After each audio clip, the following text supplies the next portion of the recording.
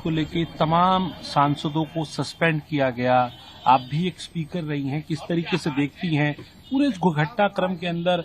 Lok Sabha speaker ने कहा कि ये हमारी परिधि में आता है और सरकार भी बार बार ये कहती रही लोकसभा स्पीकर की, ये जो अंदर की लोकसभा की सुरक्षा है ये स्पीकर की परिधि में आती है, और तमाम राजनीति हुई, विपक्ष अपनी बात पे लगातार अड़ा रहा। किस तरीके से देखती हैं आप इसको? ये बहुत ही गंभीर घटना हुई है और ये शुक्र है कि किसी को नुकसान नहीं पहुंचा, लेकिन पहुंच सकता था। और इस तरह से संसद की सुरक्षा में सेंध लग जाए तो इस पर तो बहुत बड़ी कार्रवाई होनी चाहिए। और मैं नहीं समझ पा रही हूँ कि उतनी बड़ी कार्रवाई हो क्यों नहीं रही है, अभी तक हुई नहीं है। इसका कोई जवाब नहीं मिला, क्योंकि ये अलग अलग एजेंसियों को दे दी गई है कि आप पता करिए, आप जांच करिए। नहीं, या तो जो इसके संसद के अंदर जो सचिवालय में जो सुरक्षा के लिए जिम्मेदार है और सबसे ऊपर तो जो अध्यक्ष है वो जिम्मेदार हैं, तो उनको इसका जवाब देना चाहिए। अब तक तो जवाब आ जाना चाहिए। मैम, लोकसभा स्पीकर ने तो बात यही आप कह रही हो, बात तो कही कि भाई ये इसकी मामले की जांच चल रही है, इसकी हम जांच कर रहे हैं, सांसदों को इस बात का भरोसा भी दिलाया। लेकिन मांग जो थी वो थी गृह मंत्री के वक्तव्य की।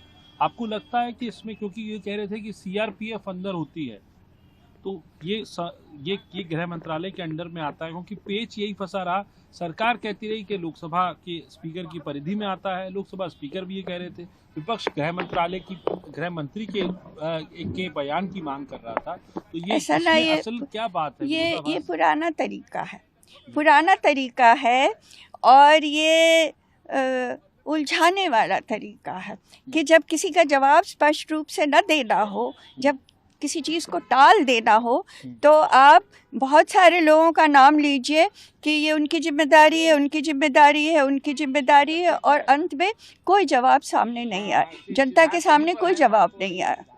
हम जानते हैं कि जब काम करना होता है तो हर काम के लिए बहुत सी एजेंसियाँ, उसके बावजूद काम हो जाता है, रातों रात काम हो जाता है।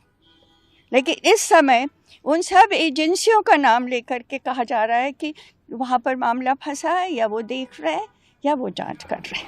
मैम, आपके हिसाब से होना क्या चाहिए अभी, क्योंकि नई संसद बनी है, वहाँ पर इस तरह की घटना होती है, जो सांसद हैं उनके नाम से विजिटर्स से जाता है, तो क्या होना चाहिए इसमें? वो तो बहुत स्पष्ट है, बहुत स्पष्ट है, वहाँ के नियम बहुत स्पष्ट है। हमने 5 साल वहाँ चलाया है, हर दिन जब सेशन चलता है।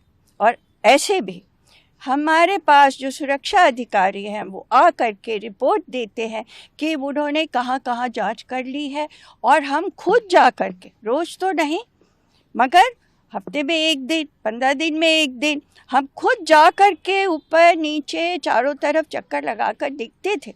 उससे फ़र्क पड़ता है।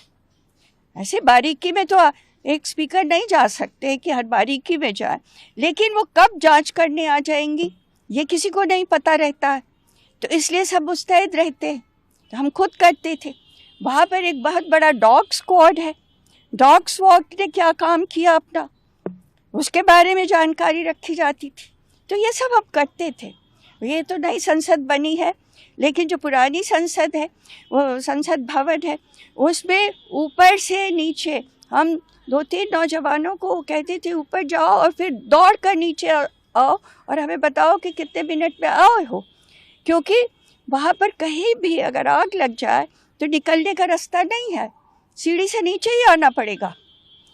तो उसके भी हम जांच करते रहते थे कि बीच में कोई व्यवधान तो नहीं है कि वो नीचे ना आ सके।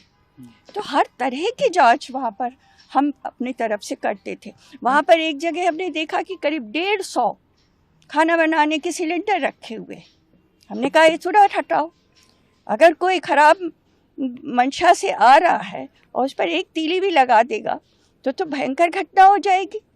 तो हटाया गया। तो हर समय चौकस रहना पड़ता है।